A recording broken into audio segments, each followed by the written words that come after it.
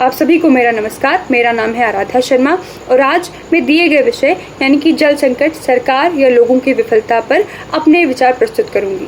जल, जब हम ये शब्द सुनते हैं तो हमारे मन में एक वाक्य आता है, जल ही जीवन है। परंतु क्या हम सही मायनों में जल को जीवन मानते हैं? जब हमारे जीवन पर संकट आता है तब हम लोग बहुत गंभीर हो जाते हैं, परंतु क्या जब यही संकट जल पर आता है ये गंभीरता लोगों में दिखने को मिलती है? कदापि नहीं।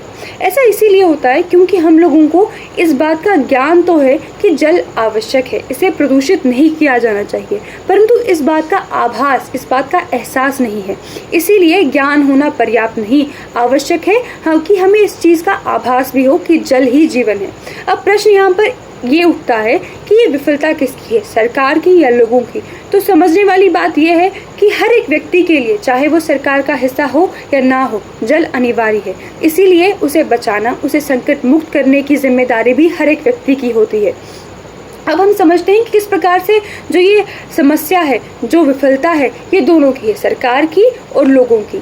जब बात करें सरकार की तो पहला कि जब सरकार कुछ ऐसी नीतियों को लागू कर देती है जिसके कारण जल संकट की स्थिति उत्पन्न होती है, खासकर जब वो औद्योगिकरण को बढ़ाने का प्रयास कर रही होती है, क्योंकि औद्योगिकरण में जो उद्योग स्थापित होते हैं वहाँ पर ऐसी गतिविधियाँ होती हैं जिसके कारण जल या तो प्रदूषित होता है या उस जल का अपव्यय होता है, वो व्यर्थ कर दिया जाता है, तो इस कारण जल संकट की स्थिति उत्पन्न होती है। दूसरा, जब जो लोग हैं जल प्रदूषण के लिए जो नियम बनाए गए उनका उल्लंघन करें, परंतु सरकार उन लोगों को पहचानने में और उन्हें दंडित करने में असफल हो, तो ये गलती भी सरकार की होती है। और तीसरा, जब सरकार जो है जल का वितरण सही तरीके से नहीं कर पाए, तो इन कारणों की वजह से जो जल संकट की स्थिति है इसकी दोषी सरकार को माना जा सकता है।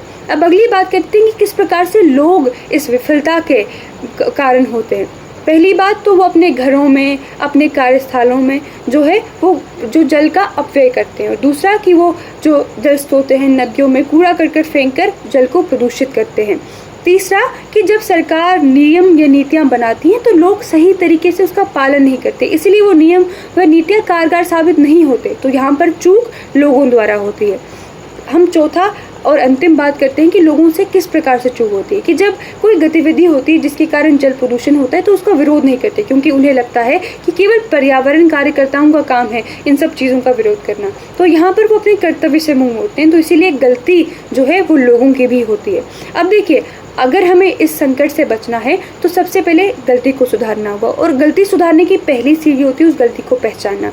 इसीलिए आवश्यक है कि सरकार और लोग दोनों अपनी गलती को स्वीकार करें कि जो विफलता है ये दोनों के कारण आई है। इसीलिए बाद में वो दोनों मिलकर साथ में प्रयास करें और जल को संकट मुक्त करें, तभी जाकर हम अपनी विफलता को सफलता में बदल पाएंगे। धन्यवाद।